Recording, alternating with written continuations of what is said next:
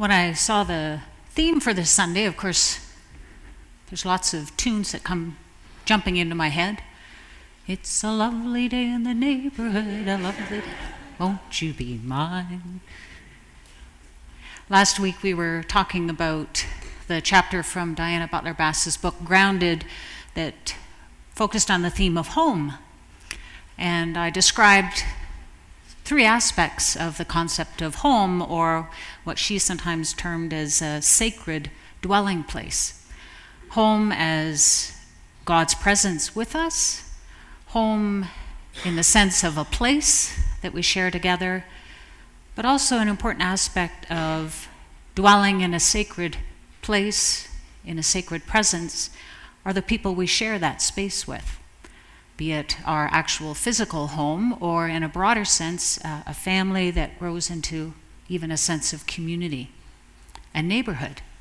Neighbor actually comes from the root words, neighbor being dwelling near, neighborhood, dwelling near. So those people that dwell close to us. And I think of the neighborhoods that I've grown up in my life. The one that stands out for me the most, I suppose, was that time that's most influential in our lives before we hit our teen years. So probably between the age of about 4 up until I was 13.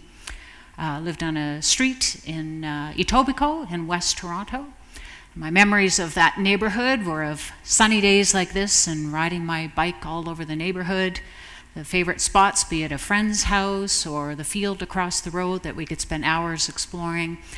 If I was feeling particularly adventuresome, I could go down toward Mimico Creek and wade through the waters there and collect clay and make things out of that and try to avoid any other critters that I didn't feel comfortable with. But I remember lovely times of packing a little brown bag lunch and throwing it in the basket of my bike, and friends and I, we'd go off and explore, and it seemed like a different era, that we could just go off for the day and the only rule was come home when the street lights come on. We don't have that same kind of freedom for our children these days, I don't think. And I have a sense of neighborhood by the people that lived around us. I remember the Bachnas with their boxer dog named Duke. I remember the McCartys with their brood of 5 kids that I was so envious of, a big family like that. The neighbors on each side that had a pool, and I'd look really hot and sweaty on a summer day hoping that they'd invite me over for a swim. And even those folk that you could call on short notice if you needed some extra helping hand or whatever. That was the neighborhood I grew up in the corner store we'd travel to with a few dimes in our pocket to pick out a treat, some double bubble gum, or perhaps a popsicle. That was the kind of neighborhood I grew up in, and I was known there and we knew one another. But then when I was 13, we moved further afield in the suburbs known as Mississauga, farmland that was quickly becoming neighborhoods. And when we went to build our first garden bed in the front lawn, we discovered the old cement floor of the barn that had previously been on that property. So, and yet even some of our neighbors there were some of the folk that had owned the apple orchards that were at the corner of Dundas and Mississauga Road. And so they had seen a different change in their neighborhood. So what memories do you have of neighborhoods? Tell me a little bit about the neighborhood that you grew up in, or what you think of when you think of neighbor or neighborhood. Anyone? Yes? Going around Halloween. Oh, going around Halloween. Yeah, and getting one dentist that was a neighbor, so we got toothbrush and toothpaste. When you knew your neighborhood, you knew what doors you waited to knock on Halloween night. That's right, the dentist with the toothbrushes, or those crazy people that would hand out cans of pop, or the ones that handed out the big chocolate bars. You knew, yes. I remember one neighborhood we lived in, we were always in the manse. It was next door to the church, and my sister and I liked to go over after weddings, and we'd scoop up all the confetti and the confetti. Heather and her sister, growing up in a manse, their dad, of course, being a minister, they liked, after the weddings, to go around and scoop up the confetti that was strewn across the sidewalk. That'd be fun. Yeah, that's right. They don't allow confetti anymore, do they? That's sad. Yes? This was always our neighborhood, and of course the drive-in theater was here. Oh, the drive-in? Yeah. Farm in our backyard, and where the nursing home is now, that was our ball field. Oh, And neat. the Protestant kids played the Catholic kids. Those are the days, right? The Protestants against the Catholics in your friendly baseball tournaments. Yeah, in the Ball Diamond where La Pointe Fisher is now. And the drive-in theater just around the corner. Anyone else? Memories of neighborhood or neighbors? Yes, Joyce. We lived sort of in the country, so we had lots of freedom to run around, the chickens next door and the neighbor.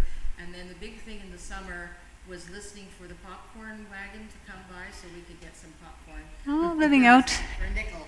Yeah, listening for the popcorn machine to come around. For a nickel, you could get some popcorn. Yes, Gary. So Carol and I lived in the same neighborhood, and there was a drive-in theater there. And I know I worked there for 7 years, and we were about the same length of time. And that's when we started going out together. But we went to the same public school together. Neat. So the same, Gary and Carol, same public school that they attended, and they worked at the same drive-in theater, and that was the place of a budding romance that obviously paid off. That's great. Lovely. Any other? Yes, Kathy. One-room schoolhouse. One-room schoolhouse. Yeah, yeah. Yes. I grew up in Alberta. My husband and I both grew up in Alberta, and the nearest neighbor was probably a mile away, and all the neighbors were about that far apart. Yeah. And every household was like a home. Yeah. Felt very comfortable. So even though there was, growing up in Alberta, broader spaces between houses, but you knew who your neighbors were and you felt at home in whatever neighbor you went to. Yes, Sandra. Well, I grew up in Burlington, and we lived way out in the country, a place called Indian Point. And there was a bread company that sent a truck around bi-weekly or whatever. Yes. And we'd meet him at front of the serving and ride around with him. Neat. So growing up in the neighborhood and the bread truck would come around and the kids in the neighborhood knew when the bread truck was going to be arriving, so you'd follow them around. That was in Burlington. So so a sense of neighborhood and neighborliness. Yes, Bob. We have been lighting up our spruce tree in the front yard for 34 years. So all the neighbors expect it, but all the neighbors appreciate it. Good, good. So Bob and Kathy have this enormous spruce tree that probably was about this tall when you first started, right? But after 34 years, you can imagine how many strings of Christmas lights are required on it. And the neighbors get to look forward to you lighting those up each year. We've gotten Christmas cards from them thanking them Oh, for years. thank you, cards from the neighbors for the beautiful lights on your front lawn. Yes? We used to listen to all the other people in the neighborhood on the party line. Oh, and listening. Oh, that's neighborliness, the old party line. That's great. So many wonderful memories of what it was to be part of a neighborhood and in that area. So do you know that actually the term for people who gather and dwell together is the term congregants? We congregate together. And so it's sort of interesting, I think, that as a church we refer to ourselves as a congregation. So we're a people who dwell together, who gather together. And all those images of the vine and the branches sort of repeats that sense of that relationship and that community that we share together. So I thought, for me, as I said, it was a very positive, and many of you shared just what that sense of neighborliness felt like for you as you were growing up.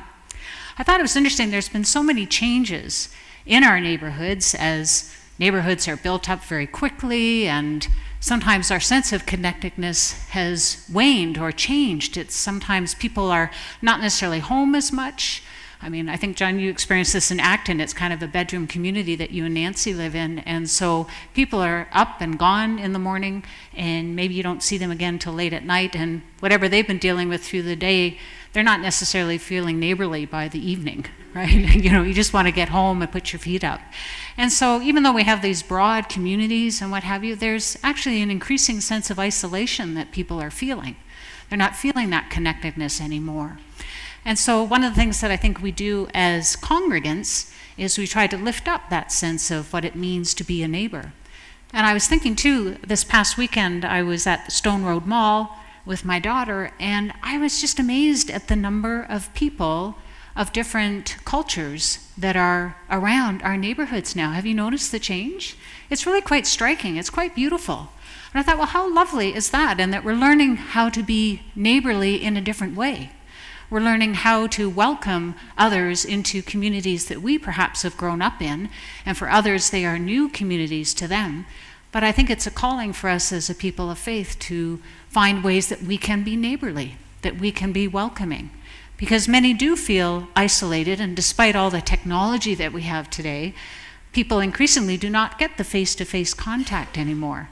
And so even our young people, even though they have Facebook and Twitter and Instagram and all the other things, they don't always feel like they have the same level of connectedness, that sense of belonging and identity that we sometimes take for granted who have grown up in communities and homes and church families like what we've experienced. I thought it was interesting. I was reading I can't remember if it was in Diana Butler Bass's book or another book I've been reading that references Wendell Berry, another very fascinating writer and spiritualist. And they were commenting that in Amish communities today, oftentimes if there's a new technology that's introduced, they sit down and they have a conversation about whether or not they should introduce that technology into their community. For instance, a threshing machine. They know that an automated threshing machine can lessen the amount of time and labor required to bring in a harvest. But the thing that they ponder is not just the efficiency of the new technology, but what impact that will have on their relationships within their community. Because a big part of the Amish community is the fact that they work together. So during threshing time, everyone comes and works together. Everyone goes from farm to farm to farm to help one another bring in their harvest for that season. And so they realize that yes, the threshing machine might cut down on the labor and the time required to do that, but it might actually erode the sense of community and relationship that they've built, that they have to rely on one another, and that they share a sense of community together. So there are some communities that do use these new threshing machines, and others who have made a conscious decision not to, because they feel it would impact their lifestyle too much. They don't want to break down those relationships that they've gotten used to over the years. So I thought that was really interesting. There's another comment that I read about that I thought was really interesting.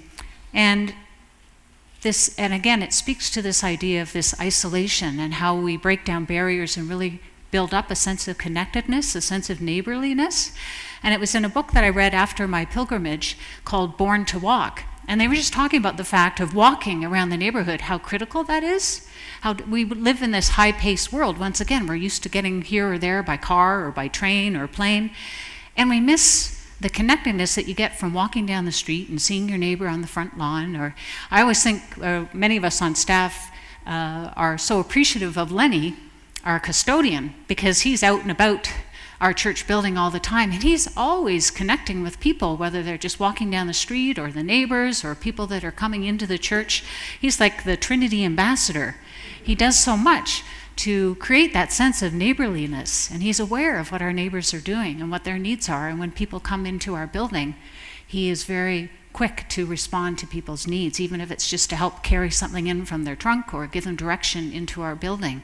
So he creates that sense of neighborliness and belonging and connectedness. And I think that's something that this idea of walking is so important, because I know even for myself, the days that I walk to work, I'm just aware of my surroundings so much more. Who's putting in what garden, what people are out and about, and I get to know the people that live around in our neighborhood. And there was actually a study done of policing in the States. And some of these communities, they're at highest risk. They tend to be higher in crime rates and what have you. People are fearful of being out and about in their neighborhoods, but they realize that the more people are out and about on the street, the safer that neighborhood becomes. So it's kind of a catch-22. People feel fearful, so they stay within their homes. Well, then more people can get away with things. But if more people are out on the street, out and about, people tend not to be able to get away with things. And even it fits into the profile for the policing. Oftentimes in those kinds of neighborhoods, they just drive around in cruisers. And they actually did a study where they set up people undergoing some sort of engagement in a park. And then they surveyed the people that were going by what they saw happening. And it was proven that the faster you were going by that particular incident, the more negative you perceived the incident. But if you were slower, be it you were either So, for instance, a police officer in a cruiser is more likely to look upon an event and see a negative thing happening than a police officer who walked the beat regularly and knew the people involved and could identify, oh, that's just Harold and Sylvia and they're just having, their normal little tiff, or, well, that's Johnny and Jimmy and, they're just playing football, whatever. So the fact that they knew the people involved made a real difference in their perception of the activity that they were doing, far more positive. So I found that was really interesting. So this whole draw for us to get to know our neighbors and be neighborly ourselves. I just want to share, just before I finish, a wonderful quote from Diana Butler Bass. And she writes about neighborhoods. She says, "Neighborhoods are ecosystems of relationships between people, a shared experience of the natural world we inhabit and the ways we care for each other and the land. We might neglect or forget this, but the congregation of our lives with those nearby is sacred, a human geography in a spiritual habitat. To remember and to reconnect with our neighbors and neighborhoods is a life-giving, sane, and humane way of life." So it's all about that connectedness. And I have a little note in the margin here. I know it's horrific, but I'm one of those people that writes in books, usually my nonfiction ones. But I was actually reading this when I was waiting for my daughter downtown, and I wrote a little note in the margin, and I was just sitting out on a bench out on the street, on Queen Street, and it said, "As I read this, I'm sitting on a bench on Dundas. There's busy traffic going by, and this woman with bright red hair and this very full buggy munching on Doritos comes and sits next to me. We share a bench, the sunshine, the sounds of the city, the sounds of nature and bird calls, the sounds of bells. We don't know each other, but for this moment, we're neighbors." And I just thought, that's a sense in which we all experience each of our days, whether it's in the lineup at the checkout or walking to our car. There's a sense that it's a sacred calling for us to be neighborly, to connect with the people around us. Because when we connect and get to know one another, we dissipate that sense of fear that can somehow build up and create barriers between us. When we remove that sense of isolation that tends to make us more concerned about self-preservation, we are more defensive, we draw in. When we actually take the time to get to know one another, we're more connected, less fearful, and we create this sense of neighborhood and belonging and care for one another, which is what we call our golden rule or our great commandment. I think that's a challenge for us in our 21st century, how to be neighborly, especially to those that we might identify as different than ourselves.